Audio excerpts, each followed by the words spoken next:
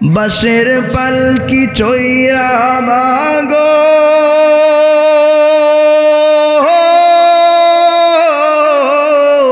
মা, বাঁশের পালকি চৈরা মাগো যাও যে কোথায় চলে, কোথায় আবার ঘর বানাইলা, যাও না আমায় বলে মাগো, যাও না আমায় বলে। হযরত ফাতেমা কেমন ছিল তার আমল, কি পরিমাণ স্বামীর খেদমত করতো জানার দরকার আছে না নাই? জোরে বলেন আছে না নাই? হযরত ফাতেমা ফজরের পর ইশরাক না পড়ে যায় নামাজ ত্যাগ করতেন না। স্বামী হযরত আলী ইশরাক না পড়ে মসজিদে নববী থেকে বের হতেন না। একদিন হযরত আলী বাসায় এসে দেখে যাই নামাজ খালি, ফাতেমা যাই নামাজে নাই। হযরত আলী তালাশ করা শুরু করলো, ফাতেমা কই কই। তালাশ করতে গিয়ে লক্ষ্য করে দেখে হযরত ফাতেমা বড় একটি পেয়ালায় পানি গরম করছে, আরো একটি পেয়ালায় গরম পানিতে কাপড় ভিজিয়েছে, আরো একটি পেয়ালায় আটার খামিরা তৈরি করে রেখেছে। এত পরিমাণ আটা, যে পরিমাণ আটা ফাতেমার ঘরে 5 দিনও লাগে না। হযরত আলী ডাক দিয়ে বলেন, ফাতেমা এত গরম পানি কেন? গরম পানিতে কাপড় ভিজিয়েছো কেন? এত আটার খামিরা তৈরি করেছো কেন? এত সকালবেলা এই কাজগুলো করার কারণটা আমায় বলো। মুসলমান ভাই, ওই ফাতেমার মতো স্ত্রী যদি প্রতিটা সমাজের প্রতিটা ঘরে তৈরি হয়, হযরত আলীর মতো স্বামী যদি প্রতিটা সমাজে তৈরি হয়, ওই সমাজে আল্লাহর রহমতের বৃষ্টি বর্ষণ হতে থাকবে। হযরত ফাতেমা ডাক দিয়ে বলতেছেন, প্রাণের স্বামী আমার, গতকাল রাতে স্বপ্নে দেখি আমার বাবা বিশ্ব নবী আমার শিয়রে হাজির। ডাক দিয়ে বলতেছেন, ফাতেমা আজকে তোমার জীবনের শেষ দিন মা, আজকে তোমার দুনিয়া থেকে যাবার দিন রে মা। ফাতেমা যদিও আজকে রোজা রাখছো দুনিয়ায়, কিন্তু ইফতার করবে জান্নাতে তোমার বাবার সাথে। এমন কথা শুনে হযরত আলী অঝর নয়নে কান্না শুরু করে দিয়েছে। হযরত আলীর কান্না দেখে হযরত ফাতেমাও কান্না শুরু করেছে। হাসান হোসাইন ঘরের ভেতর প্রবেশ করে দেখে মাও কান্না করে, বাবাও কান্না করে। হাসান হোসাইন ডাক দিয়ে বলেন, মা গো, ও মা, তোমার চোখেও কেন পানি? আমার বাবার চোখেও কেন পানি? হযরত ফাতেমা ডাক দিয়ে বলেন, হাসান হোসাইন যাও বাবা যাও, তোমার নানার রওজায় গিয়ে সালাম দিয়ে আসো। হযরত ফাতেমা মাঝে মাঝে হাসান হোসাইনকে নবীর রওজায় সালাম দেওয়ার জন্য পাঠাতেন। হাসান হোসাইন নবীর রওজায় গিয়ে সালাম দিতেন, আল্লাহর নবী সালামের উত্তর দিতেন, হাসান হোসাইন নিজের কানে শুনতে পেতেন। হযরত হাসান হোসাইন নবীর রওজায় গিয়ে সালাম দেওয়া শুরু করেছেন।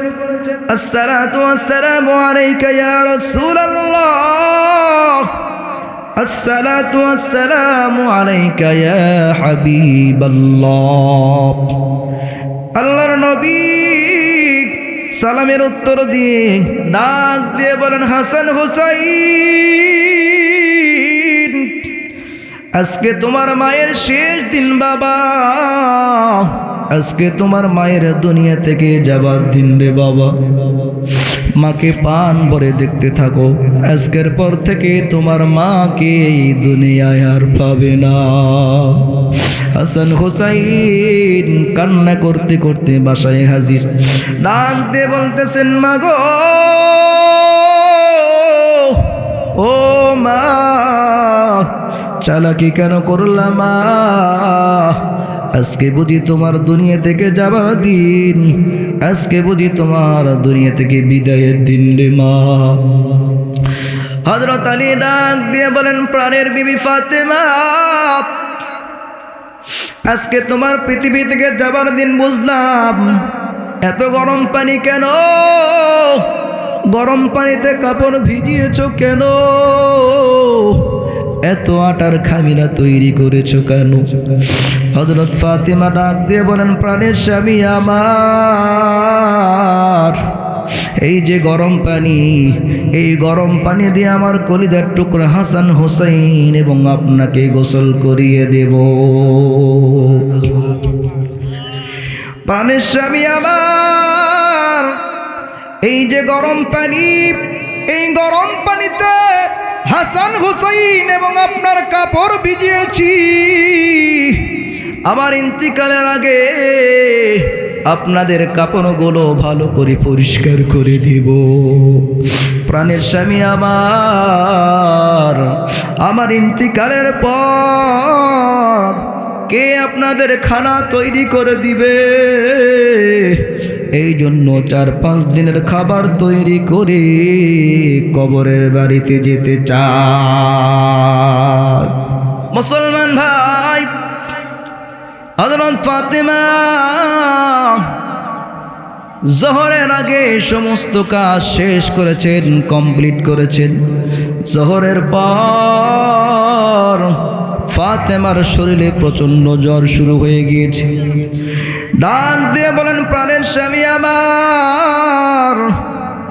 আমার ইন্তিকালের আগে আপনাকে কয়েকটা ওসিয়ত করতে চাই।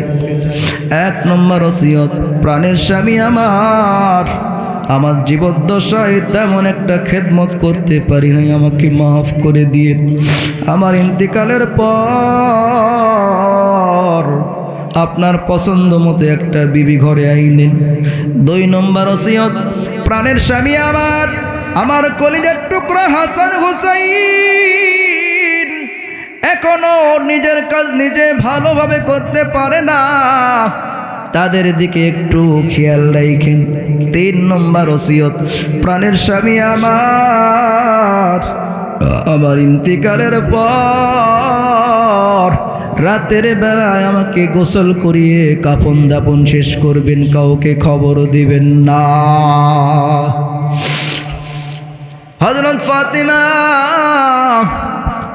সন্ধ্যার সময় পৃথিবীর মায়া ত্যাগ করলেন, সন্ধ্যার সময় তিনি ইন্তিকাল করলেন।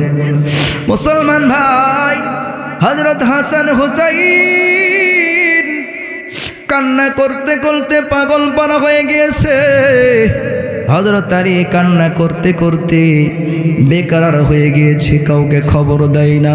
আবার চিন্তা করে, ফাতেমার খবরটা যদি কাউকে দেই ফাতেমার সঙ্গে ওয়াদার খেলাপ হয়ে যাবে। আবার ওইদিকে টেনশন করে, একা একা ফাতেমার লাশটা বহন করে কেমনে কবরস্থানে নিয়ে যাবে। এমন সময় আল্লাহর নবীর সাহাবী হযরত আবু যর গেফারি রাদিয়াল্লাহু তাআলা আনহু হযরত আলীর বাড়ির সামনে এসে হাজির। ডাক দিয়ে বলতেছেন, আলী দরজা খোলো। হযরত আলী দরজা খুলে দেখলেন আল্লাহর নবী সাহাবী হযরত আবু যর গেফারি রাদিয়াল্লাহু তাআলা আনহু দরজার সামনে দাঁড়িয়ে রয়েছেন।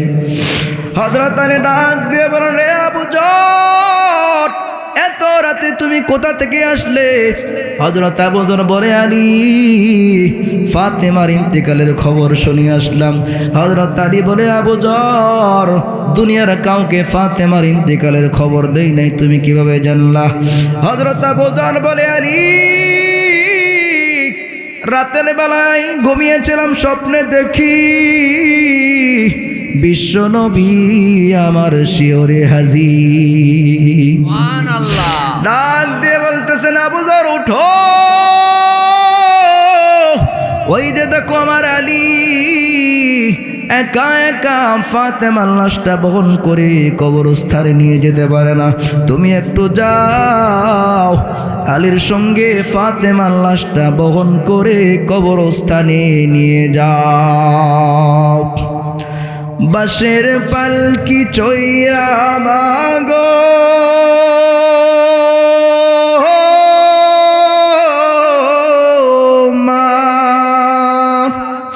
বাঁশের পালকি চৈরা মাগো যাও যে কোথায় চলে, কোথায় আবার ঘর বানাইলা, যাও না আমায় বলে মাগো, যাও না আমায় বলে। বাঁশের পালকি চৈরা মাগো যাও যে কোথায় চলে, কোথায় আবার ঘর বানাইলা, যাও না আমায় বলে মাগো, যাও না আমায় বলে। বুকে বড় স্বপ্ন ছিল থাকব তোমার সাথে, তোমার পাশেই কাটবে সময় সকাল দুপুর রাতে। বুকে বড় স্বপ্ন ছিল থাকব তোমার সাথে, তোমার পাশেই কাটবে সময় সকাল দুপুর রাতে। হে দয়াময় আমার মাকে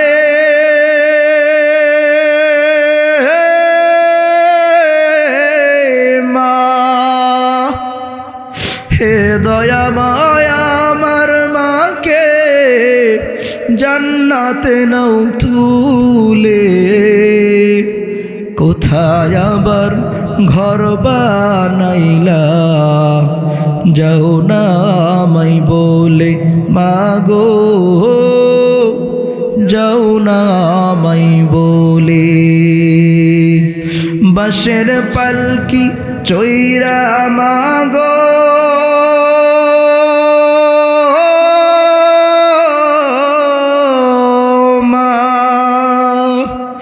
বাঁশের পালকি চৈরা মাগো যাও যে কোথায় চলে, কোথায় আবার ঘর বানাইলা, যাও না আমায় বলে মাগো, যাও না আমায় বলে। আমাদের যাদের মা বাবা ইন্তিকাল করেছে সকলের জন্য দোয়া করি, আল্লাহ পাক আমাদের সকলের মা বোনদেরকে জান্নাতুল ফেরদাউস নসিব করুন। সকলে বলি আমিন। বিল আলামিন ওয়াল আকিবাতু লিল মুত্তাকিন ওয়াসসালাতু ওয়াসসালামু আলা সাইয়্যিদিল মুরসালিন। রব্বানা যালামনা আনফুসানা وإن لم تغفر لنا وترحمنا لنكونن من الخاسرين رب العالمين যে দেখো গভীর রাত তাহাজ্জুদের সময় তোমার নেককার পরহেজগার বান্দাদেরকে নিয়ে আমি গুনাহগার তোমার শাহী দরবারে দুগান হাত পেতেছি। মালিক মেহেরবানি করে জিন্দেগির সব গুনাহগুলো মাফ করে দাও। জীবনে কত গুনাহ হয়ে গেল, রাতের অন্ধকারে দিনের রাতে গোপনে প্রকাশ্যে, মুখের গুনাহ, মনের গুনাহ, চোখের গুনাহ, হাতের গুনাহ, সকল জর্জরিত গুনাহ আল্লাহ আমাদের গুনাহের দিকে না তাকিয়ে তোমার রহমান আর গফফার নামের ওসিলায় জিন্দেগির সব গুনাহগুলো মাফ করে দাও। মালিক তোমার গফফার নামের ওসিলায় যত গুনাহ ঝরে, বান্দার কি সাধ্য আছে তত গুনাহ করে। রব্বুল আলামিন মেহেরবানি করে জিন্দেগির সব গুনাহগুলো মাফ করে দাও। রব্বুল আলামিন তোমার যে সমস্ত বান্দা এত রাত পর্যন্ত জেগে জেগে কোরআনের আলোচনাগুলো শুনলো, রব্বুল আলামিন তোমার এই কোরআন প্রেমিকদের তামাম জিন্দেগির গুনাহগুলো মাফ করে দাও। সকলকে জান্নাতি মানুষ হিসেবে কবুল আর মঞ্জুর করে নাও। আল্লাহ তাআলা যারা এত সুন্দর করে কোরআন শোনার ব্যবস্থা করেছে, সকলকে কবুল করে নাও। সকলকে দ্বীনের খেদমত করার তৌফিক দাও, আরো বেশি বেশি দ্বীনের খেদমত করার তৌফিক দাও। রব্বুল আলামিন এলাকার এই মাদ্রাসা কবুল করে নাও। উস্তাদ ছাত্রদেরকে কবুল করে নাও। ছাত্রদেরকে যেখান জাকাত বাড়িয়ে দাও, মেধা শক্তি বাড়িয়ে দাও। উস্তাদদেরকে আরো বেশি বেশি মেহনত করার তৌফিক দাও। রব্বুল আলামিন চেয়ে দেখো, এই মাহফিলে এমনও বান্দা রয়েছে যার আপন মা বাবা দুনিয়াতে বেঁচে নেই। মালিক, যার মা বাবা দুনিয়াতে বেঁচে নাই, সে তো বোঝে মা বাবা হারানোর কি ব্যথা। মালিক, আমাদের যাদের মা বাবা দুনিয়া থেকে বিদায় নিয়েছে, মা বাবার কবরগুলো জান্নাতের টুকরা বানিয়ে দাও। রব্বুল আলামিন মা বাবার কবরগুলো দৃষ্টির শেষ সীমা পর্যন্ত প্রশস্ত করে দাও। কবরগুলো নূরের আলোতে আলোকিত করে দাও। কবরগুলো জান্নাতের টুকরা বানিয়ে দাও। রব্বুল আলামিন আমাদের যাদের মা বাবা দুনিয়াতে বেঁচে আছে, প্রাণ ভরে মা বাবার খেদমত করার তৌফিক দাও। মা বাবার খেদমত করে জান্নাত কামাই করার তৌফিক দাও।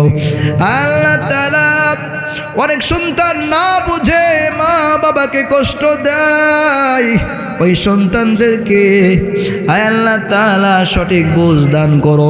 মা বাবার খেদমত করার তৌফিক দাও। মা বাবার খেদমত করে জান্নাত কামাই করার তৌফিক দাও। রব্বুল আলামিন আমাদেরকে 5 ওয়াক্ত নামাজি বানিয়ে দাও। 5 ওয়াক্ত নামাজ মসজিদে যে বা জামাত আদায় করার তৌফিক দাও। রব্বুল আলামিন যেই কাজ করলে তুমি খুশি, তোমার রাসূল খুশি, ওই সমস্ত কাজগুলো বেশি বেশি করার তৌফিক দাও। যেই কাজ করলে তুমি নারাজ, তোমার রাসূল নারাজ, ওই সমস্ত গর্হিত কাজ থেকে বিরত থাকার তৌফিক দাও। রব্বুল আলামিন না জানি কোন দিন মালাকুল মউত আমাদের সামনে চলে আসে, না জানি কোন দিন মসজিদের খাটুলি আমাদের সামনে চলে আসে। মালিক, যেদিন মৃত্যু দিবে করুণা করে আমাদের মৃত্যুটা তাহাজ্জুদের জায়নামাজে দিয়ে দিও। করুণা করে আমাদের মৃত্যুটা নামাজরত অবস্থায় দিয়ে দিও। জিকিরের হালতে মৃত্যু দিও। তোমার নাম জপতে জপতে যেন পৃথিবী থেকে বিদায় হতে পারি তৌফিক দিয়ে দিও। রব্বুল আলামিন যেদিন মৃত্যু দিবে মাসটা যেন রমজানুল মুবারক হয়, দিনটা যেন জুমার দিন হয়। মৃত্যুর সময় চক্ষুদয় শীতল করে দিও। সকলের জবানটা হালকা করে দিও। আর সবার মুখে তোমার মধুর কালিমা জারি করে দিও। লা ইলাহা ইল্লাল্লাহু মুহাম্মাদুর রাসূলুল্লাহ সাল্লাল্লাহু আলাইহি ওয়াসাল্লাম।